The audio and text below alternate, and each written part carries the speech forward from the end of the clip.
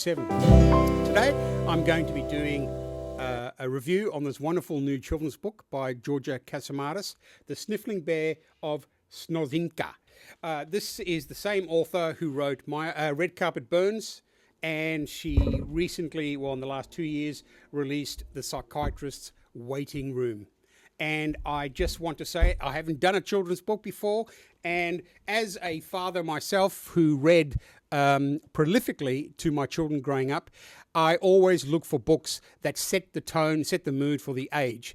Now, I think this book is probably up to about 7 years of age, and there's nothing better than sitting down with your child and going through a story regardless of their age, because they pick up different cues, and the way the parent reads to the child is what makes the book real for the child. Now, in this book, wonderful illustrations, and the reason I like this book is because of its size.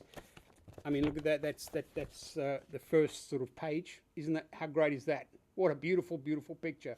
And when you read to your child, depending on the age, of course, the Sniffling Bear of Snozinka was indeed a sad sight to see, for he roamed around the deep, dark bush rather endlessly. Now, this is what I like about this book. Throughout the text is like a poem.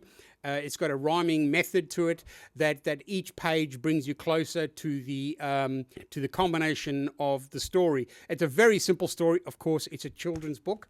And when you read it to the child at various ages, they will react to you as the parent. If you do voices, they may not even realize what you're reading to them. But when you're reading to them, they're hearing, but they're mainly at a certain age, they're just looking at the visuals.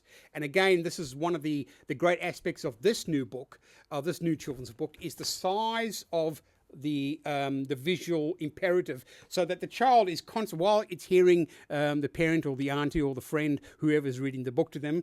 They are looking around and they will see things, and they will probably react to certain aspects of the things that draw their attention, whether it be the main character or whether it be even the stars. So this is a book that you can take for, like I said, anywhere up to the age of, I'd say, about 7, but of course you can keep going. It doesn't matter really. The beauty of children's books is that they encompass so many different years of a child's development. Reading to a child, even an infant, is probably one of the best things you can do as a parent. And there's nothing better to have a young child sitting on your lap or sitting next to you while you go through and read a story to them. And as they get older, and they probably find themselves going, can I read this story again? Because they become obsessed with certain aspects of a story. And if you can successfully, as an author, and I think Georgia Cassimatis has done this in The Sniffling Bear of Snozinka, if you can successfully bring about both a visual and a audio component, and the audio being the parent reading to the child, and eventually the child will learn to read themselves, and you can share the text between you. So when you find you're looking for a children's book to read for enjoyment, for pleasure, for education, you're looking for size, that's scored in this one. You're looking for color, and again, beautifully done by Georgia. I'm not sure who did the illustrations because there's no name on the on the cover, but whoever did them came up with a great way of a distribution of colors, text, and characters. And throughout the book, you get closer and closer. I'm not going to give, no spoilers here. I'm not going to give away the ending, but it's like when a child goes to its first social experiment, a party or kindergarten or junior school, where they feel that they want to fit in. They feel that maybe they don't have, in their own minds, they think, this is what I am. Where can I find someone on my team? Where can I find my crew? I mean, and young people do this from year dot to, end of high school.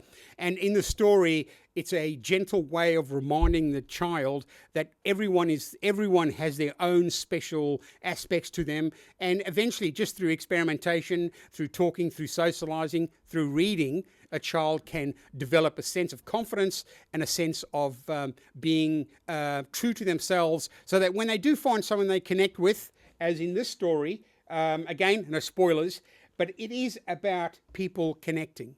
and children love to connect. When they find someone or something that they really, that draws them to it, it does instill in them a sense of purpose, a sense of life. It's a good beginning.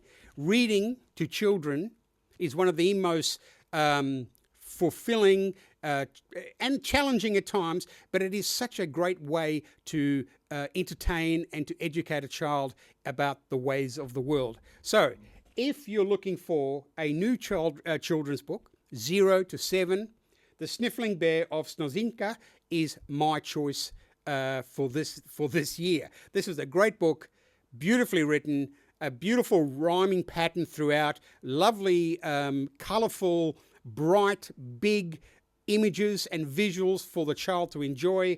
And please, I'll put the link in the description to the actual page where you can go and have a look at this and see if you want to get it for yourself or your kids. So just do that. Anyway, thanks for coming to BookMob episode 107. And other than that, I've been reading Larry McMurdy's The Streets of Laredo, and I just finished Lonesome Dove. Brilliant. Lonesome Dove is one of those breathtaking novels that you should definitely read in life. All right, thanks for coming to BookMob, and I'll see you on the next episode. Thank you very much. Bye-bye.